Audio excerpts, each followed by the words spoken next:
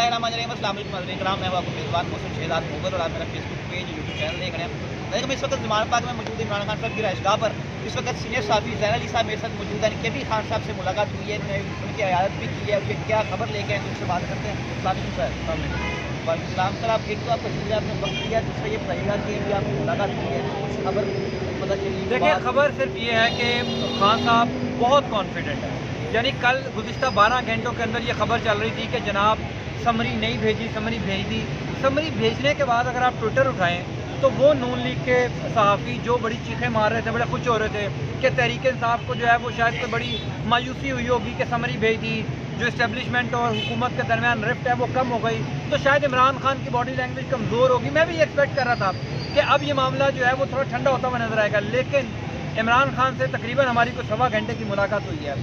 वो बहुत कॉन्फिडेंट है और एक ही बात पर कॉन्फिडेंट है कि जिस तरह मैंने पहले लोगों को निकाला, एक दफ़ा नहीं निकाला, कई दफ़ा निकाला, अब जो मैं 26 नवंबर को पिंडी में लोगों को निकालने जा रहा हूँ वो आपको नज़र आ जाएगा कि अवाम किस तरफ खड़ी हुई है। एक बात यह है कि इमरान खान पिंडी से वापस नहीं आने जा रहे। उन्होंने, ज़ाहिर है कुछ ऐसी बातें भी हुई हैं जो उन्होंने बाकायदा तौर पर उनके जो कोऑर्डिनेटर थे उन्होंने ये कहा कि इस बात को जो है वो डिस्क्लोज ना किया जाए या एयर ना किया जाए, तो वो चीज़ें तो हम नहीं बता सकते। लेकिन इमरान खान की बॉडी लैंग्वेज ये बता रही थी कि ये जितना भी मामला हो रहा है, हुकूमत ने समरी मौसूल की, अभी तक आरिफ अलवी को नहीं भेजी, इमरान खान इस सारे मामले को एंजॉय कर रहे हैं। जो मैंने देखा है कि इमरान खान बड़े मज़े ले रहे हैं और तमाम तर वही चीज़ें हो रही हैं जो वो 7-8 महीनों से कर रहे हैं। दूसरा ये है कि इमरान खान ने इशारों के नायों में ये ज़रूर बताया है कि जब मैं पिंडी जाऊँगा तो मैं अगला प्लान तब बताऊँगा, और वो प्लान वो नहीं होगा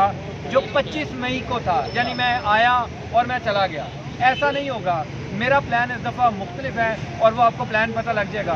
बहरहाल वो बहुत कॉन्फिडेंट हैं और कुछ बातें ऐसी भी हुई हैं जो उन्होंने खुद कहा कि इसको एयर ना किया जाए। ज़ाहिर है कि गुज़िश्ता 8-9 महीने से एक चीज़ बड़ी इंपॉर्टेंट है कि ये खबर गर्दिश कर रही थी कि शायद आर्मी चीफ की तैनाती से मुतल्लिक तहरीक इंसाफ जो है वो सुप्रीम कोर्ट जा सकती है या सदर मुमलिकत कोई रखना डाल सकते हैं। तो इन दोनों बातों की उन्होंने नफ़ी कर दी है।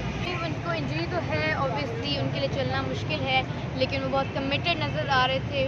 उनमें इतना जज्बा मैंने पहले कभी नहीं देखा और उन्होंने इतने अच्छे से हम सबको डील किया, क्योंकि हम क्या थे, हम लोग सिर्फ उनके फ़ैन्स हैं, लेकिन इतने वो डाउन टू अर्थ है और यही बात है कि उनकी फ़ैनशिप इतनी ज़्यादा है, उनकी सपोर्टशिप इतनी ज़्यादा है।